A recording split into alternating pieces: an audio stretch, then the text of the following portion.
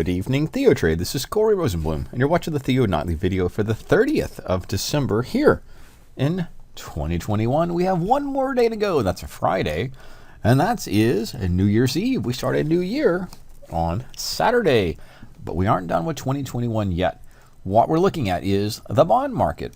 We're seeing that pullback that we discussed on Tuesday, but we'll be right back to that in a moment. What we're seeing here is the TLT, which is one of the bond products. I like to look at it as the ETF TLT, but it's also ZN, which is a 10-year Treasury note. That's a futures contract, but ZB is the 30-year. So those are the two similar contracts. The logic, just being quick, is for a mean reversion. If that's the distribution, we're looking for the bond market to push back up. But at the same time, I know that is an overextended stock market. Using the same logic, again, probability is not prediction, but we're looking for the stock market to pull back in. Stock market here is the S&P futures. Behind that is the Nasdaq, and behind that is the Dow mini futures. They're pulling back. Levels are a little bit need to be updated, but the market's pulling back. And finally, the Russell. That was a good one. That pulled inside of our probability profile. That's where we'll start today's video. Let's even jump a little further to the daily chart. Now I have the hourly chart here. Same logic, just different ways to see it.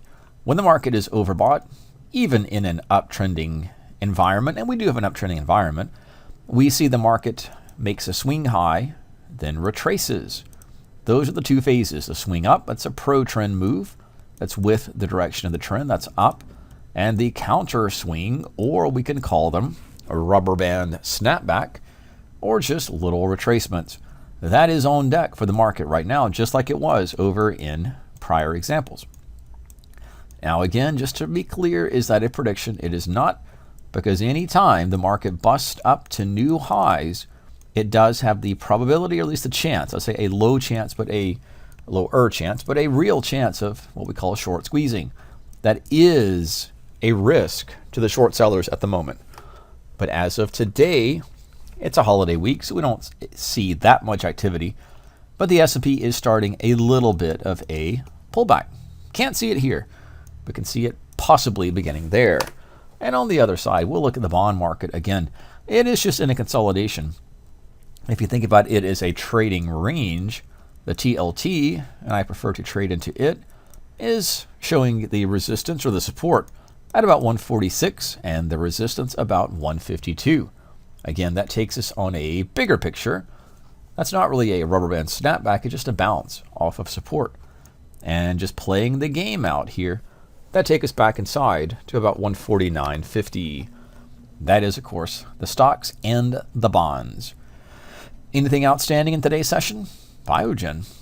Not a stock you might be trading, but it's a volatile stock, given news yesterday about a possible acquisition, and today, not so much. Right back to where it was on the prior session. Other than that, Qualcomm, we'll take a look at some of the weakest stocks in today's session. That's Qualcomm.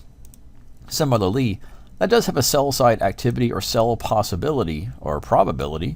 We extend out their levels here. Just trading off of this 186, 187 to pull it back into 180 or 175. Tesla was another stock that was weak, and if you're trading into it, a lot of the round numbers are references, but that round number today and the last couple of sessions in this holiday week, or at least the end of the week, end of the year, is about 1100, and that is where Tesla is trading beneath at the moment. We keep looking at the video, and it's the next stop on the list that was bearish, and that key pivot is, Don's referencing this as well, about the 300 per share.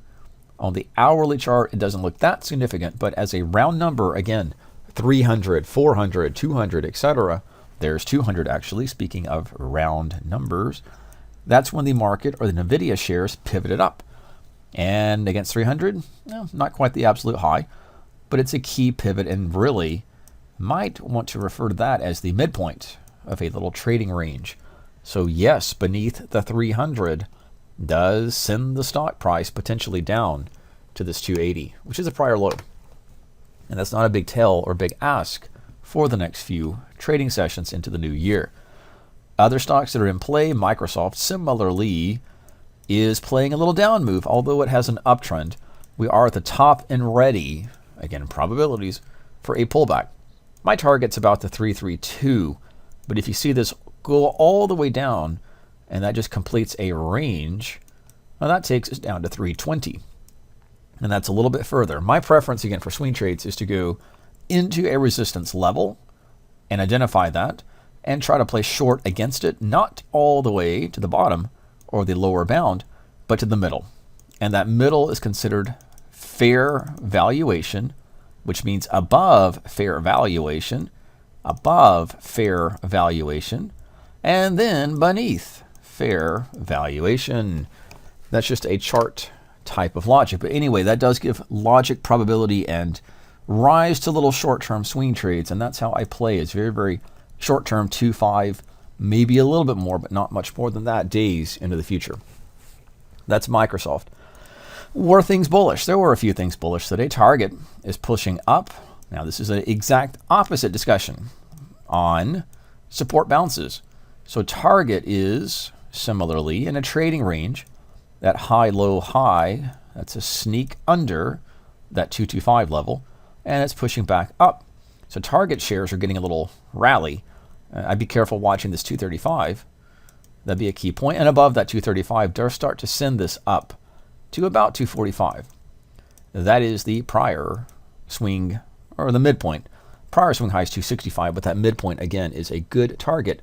Because if you think about this like a bell curve, a distribution, this would be the overbought, this would be the oversold, this would be the middle, or the middle point, median, maybe the average of a distribution. And again, that's just built upon mean reversion, reversion in the mean. If something is departed or a few standard deviations away, 1 to 2 standard deviations, it does tend to turn back to the mean. So that's a lot of short-term trading is basically mean reversion. We can make it complicated, but just looking at price levels, we can assess those without the need for moving averages or anything else. In fact, we can take all these indicators, and it's just the 2050. Those can be removed from the chart. We don't need anything to tell us this is a resistance level, and down here is a support level. And other stocks in play today were General Motors. Now that is a trading range. Its pivots are off of 54, 64, and the midpoint is about 59 or 60, right where it is now. And Pfizer keeps that uptrend going. What about today's market? Were strong stocks that got stronger. Just looking at our scan, Berkshire Hathaway has a new high. This is stocks in the S&P 500 that are plotting, or at least traded today's session, to a new 52-week high. UNH, Pfizer's up there as a other candidate, but UNH, that continues to creep higher. Beneath that, we'll take a look at TMO, Coca-Cola, Avi Labs, Pepsi-Cola. Coke and Pepsi are little pair stocks. So we'll look at those really quickly. It's more of a range that broke to the upside, but does have a little potential to sell off from the 59 level. And you can always create little swing trades or spreads within that context. Pepsi is a little stronger than Coke. I only say that because of the 130 up to 170. We'll look at the performance on the year just quickly. Roughly speaking, Pepsi, or PepsiCo, is up roughly, again, in terms of the play, about 15%, roughly, looking at the little chart, about 15%. And Coca-Cola similarly is, looking at those metrics, Coca-Cola is up roughly only 9%. A little bit of a comparison, but PepsiCo does have a little bit of a stronger play and stronger trend. Nonetheless, those are stocks that push to new highs. Outside of those, we see the names, and you can scan on your own charts and time about which of the stocks are candidates for you. I do like to concentrate my attention to stocks in the S&P 100, a watch list, and I'll scan within that, but broadening out to the S&P 500, we'll pick up names that might not be in there. But I do sort by market cap. So I do want to see and focus my attention, my weekend charting and swing trading, on large market cap names. So the ones making the new highs are in the top of the list, but it does go down to FRT, NI, JNPR, and C, is some of the candidates that are right there with it. But let's look at C. Let's see C in terms of what its trend, or what at least its daily chart looks like. Not different than Coke or Pepsi. This is sealed air, and it is up in the year of about 33%, 42 to 68. Now that is an uptrend.